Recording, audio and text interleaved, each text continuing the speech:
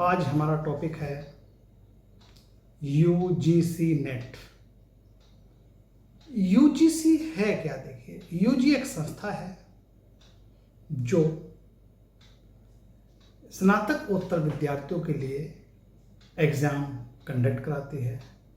अब UGC net का जो एग्ज़ाम कंडक्ट कराने का जो कार्यभार वह एनटीए को सौंपा गया है। एनटीए मतलब national testing agency. National testing agency जो है वर्ष में 2 बार महीने दिसंबर और जून में आयोजित करता है। यानी कि वर्ष में 2 बार मानिए। अब जैसे कोरोना चला है, थोड़ा सा शेड्यूल अभी बिगड़ा हुआ है, अभी वर्ष में 1 बार भी हो रहा है। हो सकता है नेक्स्ट से ये वही पैटर्न पे शुरू हो जाए। अब देखिए इसके जो है इसमें योग्यता क्या है। यूजीसी नेट की परीक्षा के लिए कोई भी मतलब अभ्यर्थी जिसने स्नातकोत्तर किया है और स्नातकोत्तर में जिसने 55% अंक प्राप्त किए हैं या 55% अंक प्राप्त किए हैं और आरक्षित वर्ग के जिन्होंने 50% अंक प्राप्त किए हैं, वो लोग यूजीसी नेट के अंतर्गत अपना आवेदन कर सकते हैं। अब यूजीसी नेट में 3 ऑप्शन हैं।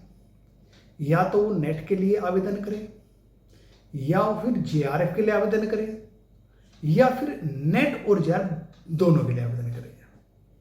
ये दोनों के लिए कर सकता है, सीधी बात है।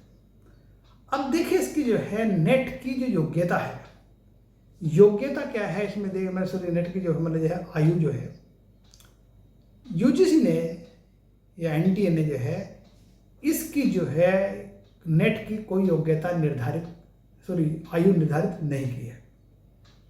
आयु देखिए वो जो है किसी भी एज के दे सकते हैं, परंतु वहीं पर जेआरएफ के लिए 30 वर्ष निर्धारित की गई है मैक्सिमम।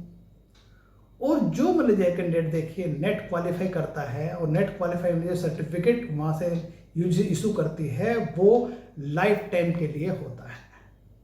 वहीं पर जेआरएफ में क्या करता है, जो जेआरएफ जो है क्वालिफाई करता है तो जेआरएफ के लिए सरकार जो है उसको आगे एजुकेशन के लिए, पीएचडी करने के लिए या रिसर्च करने के लिए आगे 30 से 35 हज़ार रुपये स्कॉलरशिप प्रदान करती है। अब देखिए इसमें जो है अब जितने मतलब जो है यह यूजीसी नेट परीक्षा जो क्वालिफाई करते हैं वो किसी सरकारी, अर्ध सरकारी विश्वविद्यालय में शिक्षक बनने की पात्रता होती है। दूसरा जो नेट क्वालिफाई कर लेता है तो उसको पीएचडी में भी एनरोलमेंट मिल जाता है, उसमें पात्रता हो जाता है। अब देखिए इसकी अगर हम बात करते हैं एग्जाम पैटर्न की बात करते हैं। एग्जाम पैटर्न में इसमें 2 पेपर होते हैं। पेपर फर्स्ट जो होता है जिसमें सभी के लिए अनिवार्य या कंपलसरी होता है, उसमें 50 क्वेश्चन होते हैं। प्रत्येक क्वेश्चन 2 मार्क का होता है, मतलब 100 मार्क्स का हो गया 50 का। दूसरा पेपर सब्जेक्ट से रिलेटेड होता है जिसमें 100 क्वेश्चन आते हैं और वो मैक्सिमम 200 मार्क्स का होता है। वह भी 1% 2 मार्क का होता है, देखा जाता है। पर यहाँ पर देखिए थोड़ी सी ये बात है कि जैसे हम सिविल सर्विस या प्रांतीय सिविल सर्विस में अप्लाई करते हैं तो वहाँ हम ग्रेजुएशन किसी और सब्जेक्ट से करते हैं और सब्जेक्ट हम दूसरा लेकर से क्वालिफाई कर देते हैं। पर यहाँ यूजीसी नेट में ऐसा नहीं है। यहाँ पर सिर्फ ओनली वो ही सब्जेक्ट आप लिया जाएगा जिसमें आपने स्नातकोत्तर की डिग्री ली है। दूसरे सब्जेक्ट में एग्जाम नहीं दे सकते हैं। अब इसके माध्यम देखिए मतलब जो है जो नेट क्वालिफाई कर लेता है उनको एक शिक्षक बनने की तो सुविधा मिली जाती है। दूसरा उन्हें कारपोरेट सेक्टर में या पब्लिक सेक्टर में एमएनसी कंपनी से भी है, जिसे कहते हैं हम जो बीएचएल की बात करते हैं हम जो है, या फिर ओएनजीसी की बात करते हैं, एनटीपीसी की बात करते हैं, इनमें भी ये यूजीसी नेट क्वालिफाई अच्छी सैलरी प्रदान ले लेते हैं स्थितिवादी। और दूसरा क्या है, अपन इसके जो है इतनी नॉलेज रहती है तो उससे अपना भी एक कारोबार कर सकता है बंदा, जैसे कोचिंग चला सकता है। बात देखिए है। अब देखिए ये तो मैंने आपको इसकी नेट क्या है, योग्यता क्या है, आयु क्या है, एग्जाम पैटर्न क्या है, उपयोग क्या है, ये बताया मैंने आपको।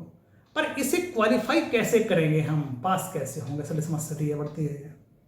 अब देखिए इसे पास करने के लिए हमें कुछ चीज़ों को फॉलो करना पड़ेगा। अब देखिए कम से कम इसमें 10-12 लाख कैंडिडेट अप्लाई करते हैं और पास वही 50-60 ये बच्चे क्वालिफाई होते हैं, क्योंकि जो क्वालिफाई का 6% वो क्वालिफाई करता है।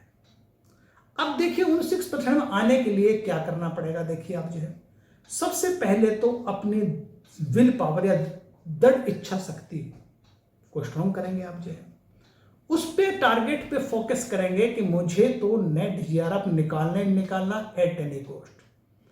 जब आपकी दृढ़ इच्छा शक्ति आपके पास आ जाएगी तो उसी के साथ उसी पर ही एक जरूरत और पड़ेगी, दृढ़ मेहनत। अब जब दृढ़ इच्छा शक्ति है तो उस पर दृढ़ मेहनत की जरूरत पड़ती है। देखिए मेहनत तो देखो सभी करते हैं, मेहनत तो मजदूर वर्ग भी करता है या फिर बहुत सारे करते हैं, पर इनका नहीं हुई। इस पे अगर मेहनत पे हम जो है स्मार्ट वर्क कर देते हैं तो ये समझिए हमारा जो है मंजिल बड़ी इजी होती है। अभी स्मार्ट वर्क होता क्या है, पहली बात तो ये देखिए स्मार्ट वर्क क्या होता है। अब देखिए हम थोड़ा सा एग्जाम्पल से बताते हैं। मान लीजिए एक व्यक्ति जो है बहुत सुंदर सुंदर पत्थर चुन के जो है किसी दुकानदार को 20 रुपए में बेच देता है। अब वो दुकानदार उन सुंदर पत्थर को एक अच्छी हीरे की जगह जड़ावट करके मतलब जो है एक हार, गले का हार बना सकता है, कुछ और बना सकता है। उसमें अच्छी जड़ावट करने के बाद वही उसी को कम से कम 500 रुपये में बेच देता है।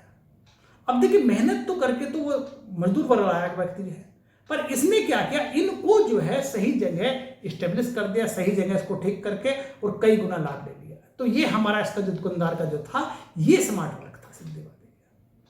अब पढ़ने को तो सारे पढ़ते हैं, पर इसमें पढ़ना किस तरह का, किस तरह से हमें अचीव करना है वो चीज़ देखिए, कितना टाइम देना हमें, किसको कैसे देखना, ये सब स्मार्ट वर्क में आता है। जब दो चीज हमारे पास आती है तो तीसरी आती है इसमें लगन या फिर एकाग्रता, जिसे कहते हैं कंसंट्रेशन। अब कंसंट्रेशन का मतलब समझिए, हम जब मतलब होता है एकाग्रता का, मन को एक करना, यानी अपने लक्ष्य पर उसको अपने बिल्कुल एक फोकस कर देना। सत्य बात है कि मुझे तो ये अचीव करना है। देखिए जब मन एक हो गया किसी लक्ष्य पे, अब ये समझिए हमारा आत्मविश्वास बढ़ जाता है। आत्मविश्वास बढ़ जाता है तो हम अपने पूरे सामर्थ्य के साथ या अपना पूरा 100% उसकी मेहनत में दे देते हैं। और जब इतना कर लेते हैं तो ये समझिए हमारा जो लक्ष्य है उसमें फेल होने के कोई चांस बनते ही नहीं। सीधी बात देखी जाए, इन केस फिर भी वह असफल हो जाता है, उन 6% में नहीं आ पाता है। अब उसके लिए यही है कि उसके लिए थोड़ी सी और मेहनत करे, वो दोबारा फिर जुड़ जाए। सीधी बात देखी जाए, लक्ष्य को छोड़ो मत, लक्ष्य से मत भागो, लक्ष्य पे फोकस रखो और दोबारा फिर तैयारी कर दीजिए। अब देखिए मतलब जो है अब दोबारा जो तैयारी करेंगे, सबसे पहले तो पूरा एनालाइज करिए। अब देखिए मेरे कौन से टॉपिक कमजोर रहे, मेरा कमजोर पक्ष क्या रहा, उस पर ज्यादा मेहनत कर दीजिए, दृढ़ मेहनत कर दीजिए। और मेहनत कर देंगे तो देखिए आपकी मंजिल इजी हो जाएगी। और जब अच्छी मेहनत इस पे कर देंगे, दोबारा देंगे, अब जब तैयारी कर रहे हैं अब आपका अनुभव भी साथ देगा। अब जितने मजबूत पक्ष, कमजोर पक्ष, इन सब में एक सामंजस्य बनाइए, बराबर लाइए और सीधी बात देखिए। और चौथी बात इसमें होती है समय प्रबंधन, टाइम मैनेजमेंट। अब देखिए जो है टाइम का तो देखो हर समय एक वैल्यू होती है, टाइम का तो एक महीने की गेम होता है। अगर जो टाइम का वैल्यू समझ गया, उपयोग समझ गया, तो समझिए उसका लक्ष्य भी बहुत दूर नहीं रहेगा, लक्ष्य भी उसने अचीव ही कर लिया। जब ये चारों चीज आपके पास आ गई तो ये समझिए फेल होने का तो कोई मतलब ही नहीं है। सीधी बात देखिए, आप जो है आप जितना भी है उसमें मेहनत करोगे, जितना करें तो होना ही। सीधी बात देखिए, कई बार ऐसा होता है जैसे मैंने पहले बताया, अगर असफल होते हैं तो फिर मेहनत करो, लक्ष्य मत बदलो अपना। सीधी बात देखिए, उसके पीछे जुट जाओ। सीधी बात। अब देखिए टॉपिक के लिए, हर टॉपिक के लिए एक स्ट्रेटजी बनाई आपने है, एक रणनीति की, मुझे इस टॉपिक, हर टॉपिक से जितने भी हमारे क्वेश्चन आते हैं उनको ठीक करना है। यानी समझिए आपके जो है पेपर फर्स्ट में है एक टॉपिक 10 यूनिट है हमारी, 10 यूनिट में से हमारे जो है 5-5 क्वेश्चन आएंगे। वही सब्जेक्ट में भी 10 यूनिट बनती हैं, बहुत सारे सब्जेक्ट में, सबका तो खैर मैंने कहता, पर इनमें जहाँ दिक्कत 10 यूनिट बनती है, वहाँ पर 10-10 क्वेश्चन आएंगे। तो इस तरह से करके देखें हम अपने लक्ष्य को अचीव करते हैं। और पेपर फर्स्ट को ज़्यादा स्ट्रॉन्ग करिए आप। पेपर फर्स्ट में हम स्ट्रॉन्ग कर सकते हैं, 40 क्रॉस कर सकते हैं। वहीं पर सब्जेक्ट में हम जो है 70-85 तक थोड़ा सा बहुत मेहनत के बाद पहुंचते हैं। तो हमें उतनी ही मेहनत और कम करनी पड़ेगी पेपर फर्स्ट को ज़्यादा स्ट्रॉन्ग करने में।